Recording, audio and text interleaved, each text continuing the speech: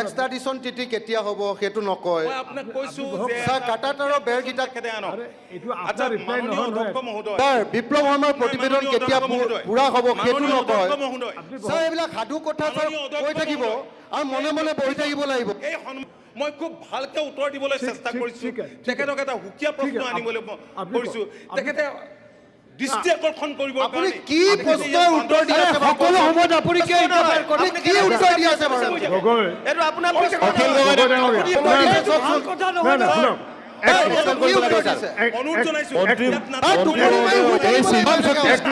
মহোদয়, আপোনালোকে জানে যে ৰাজ্যখনত শ্ৰীমন্ত শংকৰদেৱ কলাক্ষেত্ৰ হ'ল, জ্যোতি চিত্ৰবন হ'ল, সত্ৰসমূহ সুৰক্ষিত কৰিবৰ কাৰণে খুব তৎপৰতাৰে উচ্ছেদ হৈছে।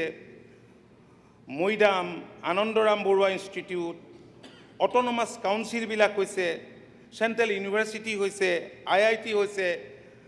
860গৰাকী শ্বহীদ হৈছিল যদিও ৰাজ্যখনৰ বিভিন্ন ঠাইত অসম আন্দোলনৰ পাছত জাতীয় সংগঠনে বা আন্দোলনকাৰী যিবিলাক অংশীদাৰ আছিল সেইসকলে শ্বহীদ বেদী গঠন কৰিছিল, কিন্তু সকলোৱে ভাবিছিল যে সকলোকে লৈ এটা ডাঙৰকৈ সকলোৰে স্মৃতি সুৰক্ষিত কৰিবৰ কাৰণে নতুন প্ৰজন্মই যাতে জাতিৰ কাৰণে উৎসৰ্গা কৰিবলৈ সুবিধা পায় তাৰ কাৰণে এখন শ্বহীদ স্মাৰক উদ্যান হ'ব লাগে। সেয়া নিৰ্মাণ হৈ উঠিল। মাননীয় মুখ্যমন্ত্ৰীয়ে মুকলি কৰাৰ পাছত দেশৰ মাননীয় প্ৰধানমন্ত্ৰী নৰেন্দ্ৰ মোদী ডাঙৰীয়া আৰু গৃহমন্ত্ৰীগৰাকীয়েও শ্ৰদ্ধাঞ্জলি জনাই গ'ল, আৰু সেইটো এটা টুৰিষ্ট ডেষ্টিনেশ্যনলৈ আজি পৰিণত হৈছে। IIT হ'ল, NRL হ'ল, গেছ ক্ৰেকাৰ হ'ল, বগীবিল হ'ল, জুট মিল ৰিঅ'পন হ'ল, আজি ছেমি কণ্ডাক্টৰৰ দৰে ইণ্ডাষ্ট্ৰী। স্যাৰ মূল কথাকেইটা নাই কোৱা স্যাৰ। মই স্যাৰ যিকেইটা ক'ব লাগে তেখেতক উত্তৰ দিম। এক্সট্ৰাডিশ্যন তিথি কেতিয়া হ'ব সেইটো নকয়। মই আপোনাক কৈছো যে স্যাৰ কাটাতাৰৰ বেৰকেইটা এইটো আপোনাৰ ৰিপ্লাই নহয় স্যাৰ বিপ্লৱ শৰ্মাৰ প্ৰতিবেদন কেতিয়া পুৰা হ'ব সেইটো নকয়।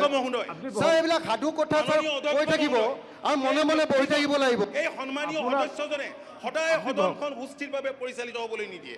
মই খুব ভালকে উত্তৰ দিবলৈ চেষ্টা কৰিছো, তেখেতক এটা সুকীয়া প্ৰশ্ন আনিবলৈ কৰিছো, তেখেতে দৃষ্টি আকৰ্ষণ কৰিব। আপুনি কি প্ৰশ্নৰ উত্তৰ দি আছে? সকলো সময়ত আপুনি কি উত্তৰ দি আছে বাৰু? এইটো আপোনাৰ এনেকুৱা কৰি নাথাকিব।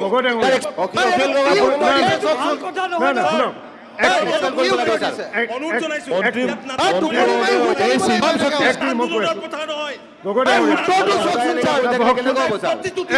প্ৰতিটো দিনাই আপোনাক আজি মই লাষ্ট সকিয়নি দিলোঁ।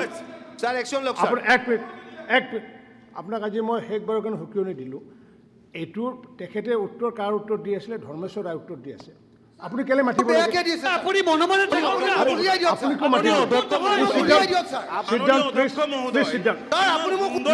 মন্ত্ৰী মহোদয়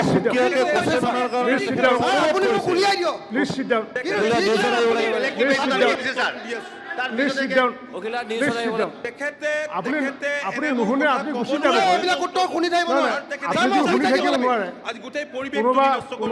কোনোবা সদস্যই যদি মন্ত্ৰী ৰিপ্লাই, এক মিনিট, কোনোবা সদস্যই যদি মন্ত্ৰী ৰিপ্লাই শুনি থাকিব নোৱাৰে তেওঁ নিজে ওলাই যাব পাৰেগৈ। সেইটোতো অ'পেন আছে, ওলাই যাবগৈ। সেইটো মন্ত্ৰী ডাঙৰীয়া আপোনাৰ হ'ল নেকি? আপুনি কোশ্চেন আনিবৰ কাৰণে মন্ত্ৰী মহোদয় অনুৰোধ কৰিছে, তথাপিও আপুনি